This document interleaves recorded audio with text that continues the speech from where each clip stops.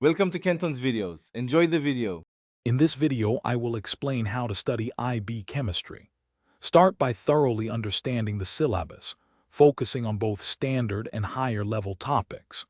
Regular practice with past exam questions is crucial for familiarizing yourself with question types and time management.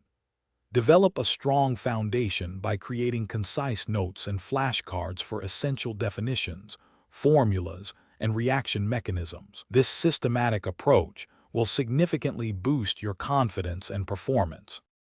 To maximize your learning, employ active recall techniques such as spaced repetition, which helps solidify information in your long-term memory.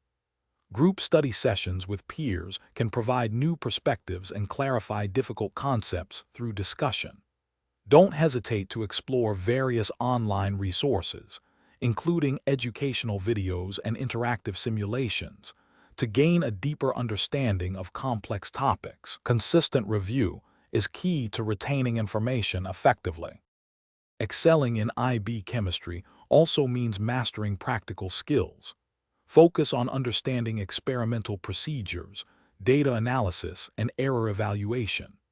Dedicate significant time to practicing problem solving, especially in areas like stoichiometry, thermodynamics, and organic synthesis, which often involve multi-step calculations.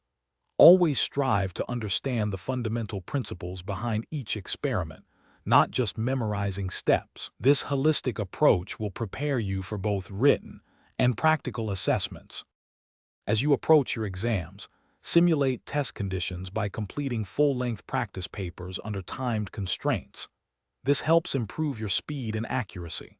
Identify your weaker areas from these practices and dedicate extra time to reviewing those specific topics. Remember to check the description for a link to the Echo Dot smart speaker and other great deals. A well-rested mind and a calm approach are just as important as your knowledge on exam day. Thanks for watching. Consider subscribing if we helped you.